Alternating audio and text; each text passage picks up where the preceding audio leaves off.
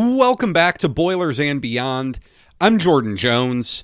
Purdue is in the midst of a 3-game losing streak after defensive woes led to losses to Wisconsin and Michigan State. Purdue now sits at 19-8 overall. It is 11-5 in Big Ten play with just 4 regular season games remaining. Where has the time gone? We're going to talk about what's led to Purdue's struggles here over the last few games on the show today. We're going to talk about the defense. We're going to talk about the offense. We're going to talk about it all, the personnel factors at play here to talk about. So let's dive on in. If you don't already, be sure to follow the show on Twitter at BoilersBeyond. Come join the conversation. There's a lot to talk about, and you can always send in questions there, Twitter at BoilersBeyond, or you can email the show, boilersandbeyondpod@gmail.com. And be sure to subscribe wherever you get your podcasts so that you don't miss an episode. We're not going anywhere. We'll be here all the way through the end of the season and then some as we go into a summer. But since the last time we talked, Purdue loses 94-84 at home to Wisconsin, loses 75-66 at the Breslin Center to Michigan State, to put Purdue in a much different position than it was just 9 days ago. I record this here on Wednesday night, February 19th. It's 8 o'clock p.m. So a week, 8 days ago, Purdue was at halftime with the lead over Michigan. And in just 8 days, the season and a lot of things feel a lot different, even though we've been playing basketball for over 3 months now, almost 4 months now. This is Purdue's first 3-game losing streak since early in 2020. It lost 4 games in a row at one point during that season that ultimately COVID shut down after the first day of the Big Ten tournament. It's been a while. It's been a while since Purdue has been in this position. Certainly something that speaks to the strength of Purdue's program over the past 5 years, but also something that speaks to where Purdue is right now. It feels a little bit, and this is not an apples to apples comparison, but it reminds me a little bit of 2018 when Purdue in February went through a 3-game losing streak that kind of came out of nowhere. Purdue had won something like 19 games in a row after it got back from Atlantis that year, and then loses to Ohio State. Close game, Keita Bates-Diop tip-in. Purdue felt like it should have won that game because it was up late in the game. Then it loses at Michigan State. Miles Bridges hits a bomb to win it. And then it loses a really puzzling one at the Kohl Center to Wisconsin. At that time, I remember thinking, oh my God, what's happening to this team? But Purdue ended up patching it together. It won out for the rest of the regular season, even missed Vince Edwards for a game or two, if I remember. It went to the Big Ten tournament and got a couple of wins, ultimately lost to Michigan, and you know what happened in the NCAA tournament with Isaac Haas. But it reminds me of that in the sense that it's a time when Purdue has a 3-game losing streak that you really didn't see coming, one that was really surprising. And by no means are any of these individual results, in terms of the win-loss, shocking. Purdue losing at Michigan. Purdue was an underdog in that game, right? I think so. Purdue losing at home to Wisconsin was surprising, no doubt about it. I did not think Purdue was going to lose another game at home this year. I probably had underestimated Wisconsin a little bit. I knew Wisconsin was a good team. I knew it was a really capable offense. I did not expect it to come in and do what it did at Mackey Arena, where it, shoots 20 of 22 inside the arc. It shoots 72% from the field in the second half, shoots over 60% for the game, makes 12 threes. And losing at Michigan State, again, Purdue was an underdog in this game. And Michigan State did a really good job on offense. It only turns it over 8 times. It shoots 58%. None of these individual results are shocking, but it is a little concerning that the 3 of them happened consecutively. 2 of these games, you saw the momentum shift away from Purdue when some adversity hit. And that in both the Michigan and the Michigan State game came when Trey Kaufman-Renn picked up his second foul in the first half. I remember in the Michigan game, Purdue didn't score in the rest of the first half, about 2.5 minutes. In the Michigan State game, happened with around 8 minutes to go in the first half.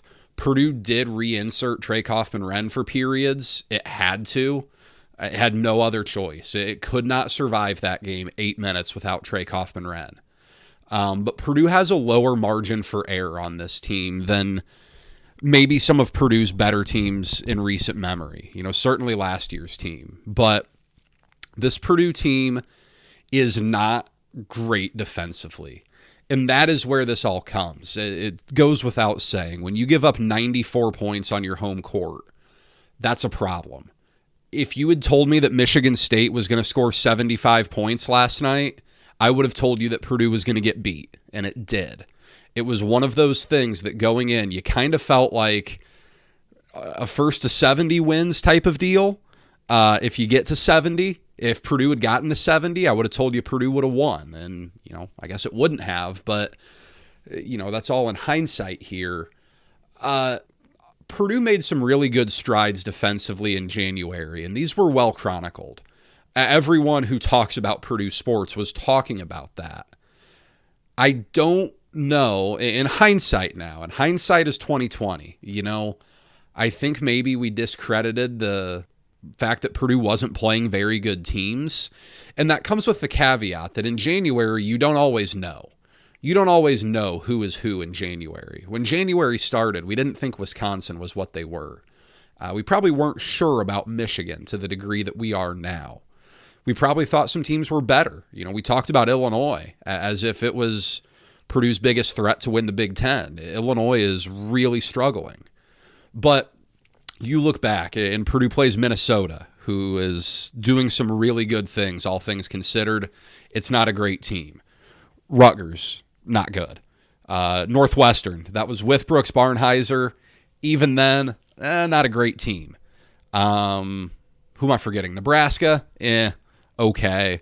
Washington, bad. Oregon, disappointing. So this stretch that Purdue was really doing good things defensively when, Nebraska was the high water mark at 68 points in a game that was a complete runaway, it felt significant. And then Purdue holds Michigan to 64 in a game that Purdue just throttled them, a game that was, never in question. But the Big Ten, in college basketball in general, it's such a long season that it's almost a cat and mouse game where you are going to have some adjustments throughout the season, and then teams are going to catch on to your adjustments and adjust to those. And then you have to respond. And right now, Purdue is in that point where it has to respond because in these games, especially the last two, you have seen supreme patience win out, where Wisconsin had no problem taking the shot clock deep into the possession, but ultimately getting the look it wanted, whether that was a corner three, whether that was a drive to the basket, whatever that was. Wisconsin did a good job of being patient. And then Michigan State did the exact same thing. There were some shots that Michigan State hit at the end of shot clocks that were really, really tough shots. Whether it's Frankie Fiddler hitting a wide open three for the first time in a month, whether it's Trey Holloman throwing one up and getting an and one on Camden Heide that just had no business going in. There were a few of those that are shots you're going to live with. I mean, was it Jackson Kohler or Carson Cooper who hits a turnaround fadeaway? I mean, come on. Okay, you'll live with that. But these teams have been patient on Purdue, and they haven't gotten sped up by Purdue trying to force turnovers. I don't think Purdue's defensive philosophy has changed here. Teams have just gotten better as Purdue has played better opponents. These are probably the three best teams in the league with Maryland mixed in there. These are good opponents Purdue's playing. These are teams that are going to be top 4 seeds in the NCAA tournament probably. You're seeing some really good players in Danny Wolf and John Tanji.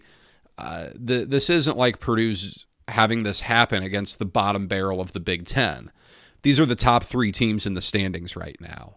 So there is something to be said for that. Purdue made its defensive improvements, though, despite the deficiencies that Purdue had on the defensive end not going anywhere. This team does not have elite perimeter defenders. There is no Chris Kramer, no Rafael Davis, no Nogel Eastern on this season's team that you just put on the opposing team's best guard and see where it goes, and you feel really good about your guy there. That doesn't exist. CJ Cox and Jakari Harris have had nice freshman seasons for being freshmen, but it's really difficult for freshmen to be really good defensively in the Big Ten. That does not happen often. It's a huge, huge jump in what you're asked to do from playing high school or AAU basketball, night and day. Miles Colvin has had some nice moments defensively this year. He has not put it together completely to form as an elite defender. Camden Heidi's playing the 4 spot. I think he can do some good things guarding the perimeter, but right now, with the way the roster is constructed, he has to play that 4. And you're not getting him as a perimeter defender. Whether he would be elite at that, I don't know. I don't. Elite's a strong word. But Purdue's not great as a perimeter defensive team. Braden Smith and Fletcher Lawyer have their deficiencies there. They've been well documented. You live with it. It is what it is. The guys bring value on offense. And that, coupled with Purdue's lack of rim protection, makes for a challenging dynamic that Purdue has to overcome. Purdue entered this season with a pair of 7-footers on the roster. Neither of them are playing for you right now. Daniel Jacobson broke his leg in the first minute of the second game. That's going to be one of those things that you maybe look back and say, boy, what if Jacobson was on that team playing? But the reality is he hasn't been, a player on this year's team really. But when you looked at this roster, you thought you'd have him. And Will Berg has been relegated to the bench. He came in for 4 minutes against Michigan State. He competed admirably in those minutes, all things considered. He got a dunk when Purdue really needed it. But he's limited. He's not ready for being a consistent contributor at this level yet. We'll see if he gets there. We'll see what the future holds. But when you approach this season in the fall, you didn't think that Purdue would be devoid of 7-footers in the middle. Caleb First has done some good things defensively this year. He's not perfect. He's not a shot blocker. Trey Kaufman-Renn can't be. He's not a great defender at this point. Purdue cannot have him be a great defender because when you're a great defender, you're going to get some fouls called on you, and Purdue can't afford him to be off the floor. So it presents an interesting dynamic for Purdue to try to overcome here. By no means do I have all the answers. I'm not going to sit here and try to X and O's my way to solutions, but that's a tricky thing to overcome because Purdue has to overhelp at times, and you've seen that wide open corner 3, something that Indiana really started getting Purdue with. Ohio State did too, but you saw it a ton in the Indiana game when Mackenzie Mbaka was either taking the 3 or attacking the basket, and Purdue had trouble with that. That's just something that Purdue has to live with in the system it's running right now. Now, can Purdue react? Can Purdue do something different? Yeah, there will be tweaks. Again, it's a cat and mouse game. You're constantly tweaking, you're constantly adjusting to what your opponent does. But there are deficiencies on this team that simply aren't going to be overcome. They can't be. Those exist. It exemplifies, too, a little bit that Purdue doesn't have a truly elite offense. It's something you noticed in the Wisconsin game a little bit, because if you just look at that box score and you look at what Purdue did, knowing that Purdue's at Mackey Arena, it scores 84 points, shoots 51% from the field, 45% from 3, and goes 16 for 21 at the foul line with only 4 turnovers. You are thinking there is no way in hell that Purdue is losing at Mackey Arena with that stat line, but it lost by double digits. And that is really eye-opening. That's not something that happens much, but it did. And if you're Purdue, Look, Purdue had 2 stretches in that game where it went like 2.5 minutes without scoring, and that was too much for Purdue to overcome. It shouldn't be, but it was because Purdue's defense couldn't get stops. Against Michigan State, Purdue had some turnover problems. It has 12. 6 from Braden Smith is a lot. That's a lot of turnovers from Braden Smith. You have to live with it. He's unbelievable. He's one of the best guards in the country. I think some frustration was mounting there. But, Purdue shoots 51%. 9 for 24 from 3, 37%. All right. I mean, these aren't bad numbers.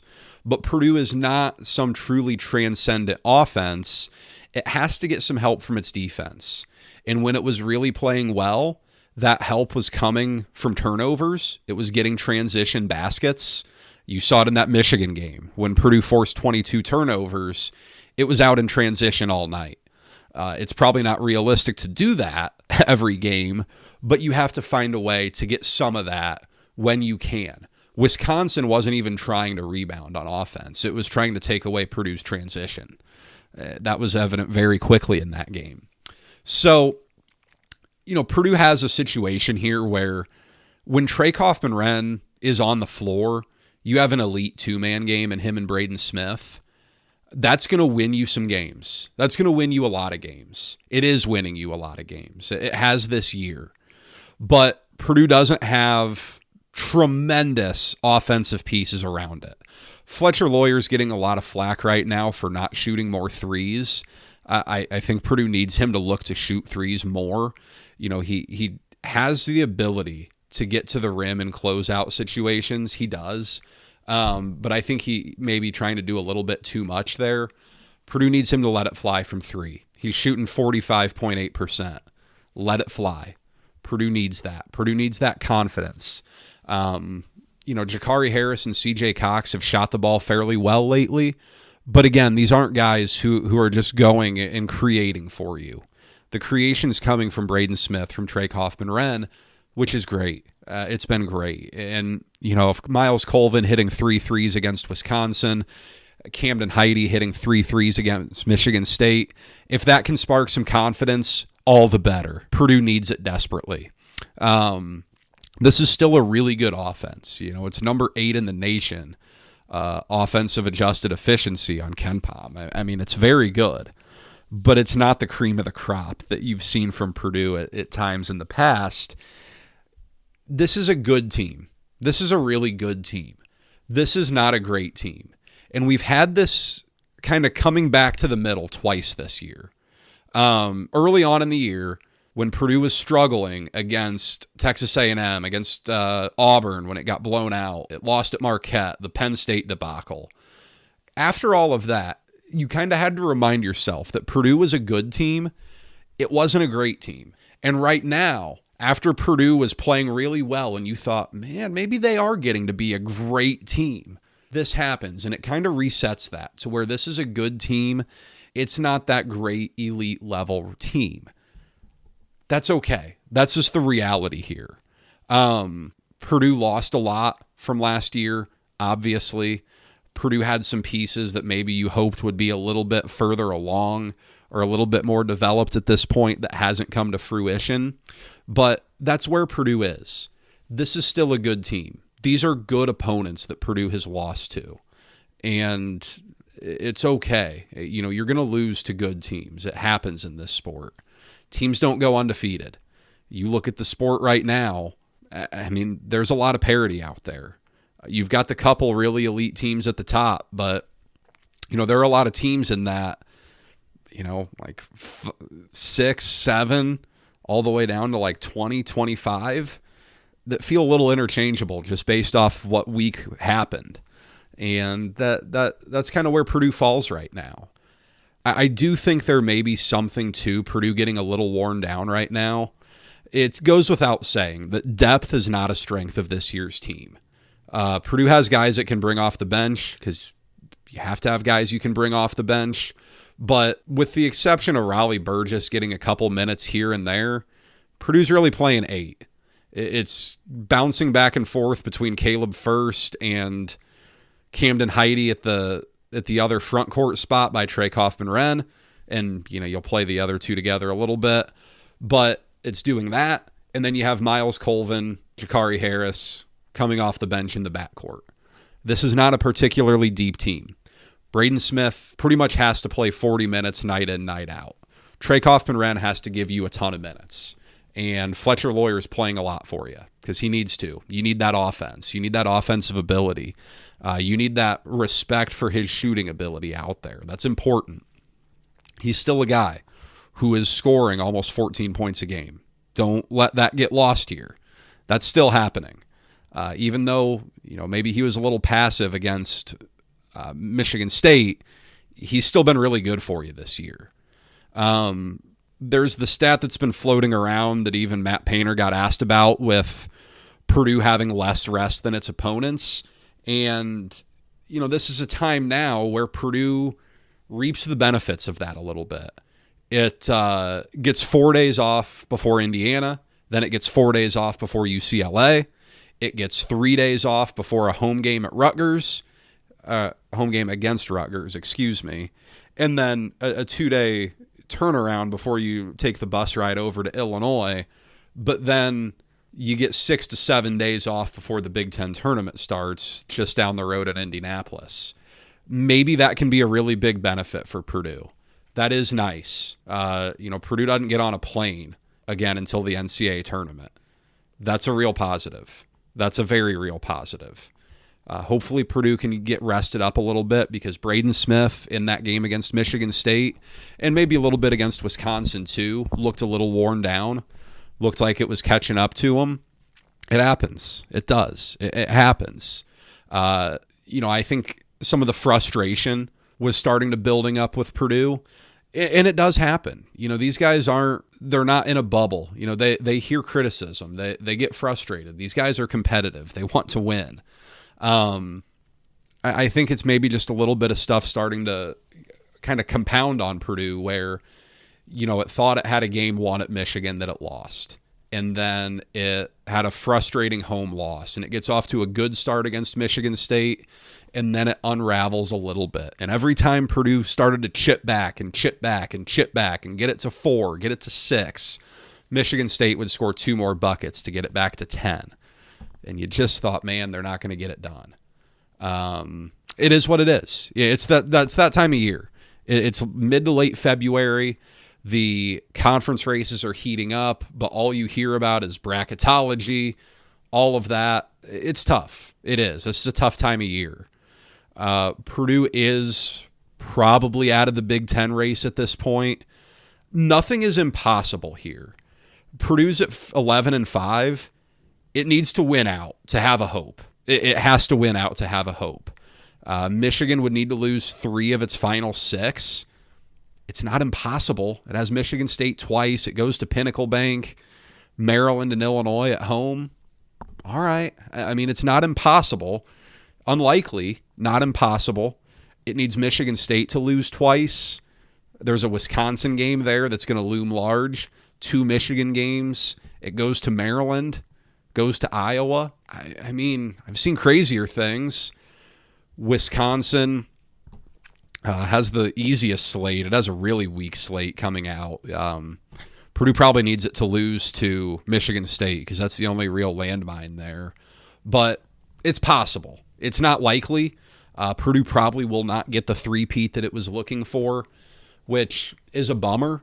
But again, this kind of lines up. By no means did I ever think Purdue was going to run away with this thing, and it's not going to. It's going to scratch and claw for it, but it kind of gets you back again to where, the consensus was before the year, Purdue would probably compete for the Big Ten title, which it has. It is in the competition for the Big Ten title. It's in the mix. It was probably, that 4 seed range probably sounded right. Purdue could certainly finish a 3 seed. Can it get back to the 2 line? Maybe with a strong Big Ten tournament performance. But all of this is about right. I mean, Purdue has had some things go better than expected. Purdue has had some things go worse than expected. But Purdue's right there. I mean, if this is your idea of a down season, that speaks to where Purdue is as a program. Because I remember very well just going back to 2017, when Purdue finished the year 14-4, won the Big Ten. It was a 4 seed in the NCAA tournament, bowed out in the Sweet 16, and it felt like an awesome, awesome season for Purdue. Won the Big Ten, had a wonderful storyline in Caleb Swanigan, but, it was what it was, right? This is kind of a similar trajectory team. That team finished at 19th on KenPom. Purdue's 12th right now. The only difference is that team got it done in some Big Ten games. It survived a scare at Penn State. It survived a scare at Indiana. Hung on to win a couple of games in there, and, it was what it was. But I think Purdue's in a good spot here. It has a chance to finish really strong because it has some big-time games left. I don't know that you ever want to go to Assembly Hall desperate for a win. That's never a comfortable spot to be if you're Purdue. Indiana somehow is off of 9 days of rest before that game. I don't know how that happens. I have no clue how that occurs. I'm not sitting here making excuses for Purdue or anything, but that's just bizarre. The Big Ten schedule here has been something that the Big Ten needs to figure out, because this has not been optimal. But you have a chance, you're going to be favored in that game. KenPom has Purdue -5. Purdue's going to be a favorite there. It's going to be a favorite at home against a decent UCLA team that just lost to Minnesota in Los Angeles. Not great. It's going to be a massive favorite against Rutgers. And then you go to the ultimate wild card team in Illinois, and you don't know what you're going to get. So it's not out of the question that Purdue wins out. It's also not out of the question that Purdue drops a couple of these. It all starts Sunday at Indiana, though. That's where this has to start. Purdue gets a team that it's familiar with, that it's already seen. That's a real rarity now, mind you. Michigan kind of had that advantage against Purdue that Michigan had gotten beat by it once. To a degree, Purdue almost got beat by Indiana, to where I think you left that game with Purdue almost feeling like the loser in the in the realm of like takeaways from that. But Purdue has a chance to finish strong. And if Purdue can do that, then you've got to feel pretty good here. If you go 15-5 in the Big Ten, I think you live with that. I think you have to walk away from that saying you did what you could. And were there places where it could have been better? Yes, absolutely. But there are also places where it could have been worse. Things are never as good or bad as they seem. And that is kind of one of those things you always have to keep in mind. This is a good program. This is a program with a track record of being very successful, to where, all right, Purdue's lost some games here, but it also gives you a lot of reason to believe that it's going to be okay here. And we'll see what that looks like on Saturday or on Sunday. That's a tough one, but if you can win that, that's a big confidence boost to kind of enter the final stretch in, because winning at Indiana is not easy. It never has been for Purdue, but when it does it gives Purdue a real jolt. It really does. We'll see where Purdue goes from here. Obviously, we'll be here along the way to talk about it. Be sure to subscribe wherever you get your podcasts so that you don't miss a thing. Be sure to follow on Twitter at Boilers Beyond, where we'll be talking about the Boilermakers here as they prepare for this home stretch, as they go into it and prepare for the fateful month of March. That's all I've got for today, guys. I will talk to you probably on Monday, maybe Sunday night. We'll see how that Indiana game goes. Until then, send me over some questions about the Boilermakers. We'll dive into them. Take care, guys.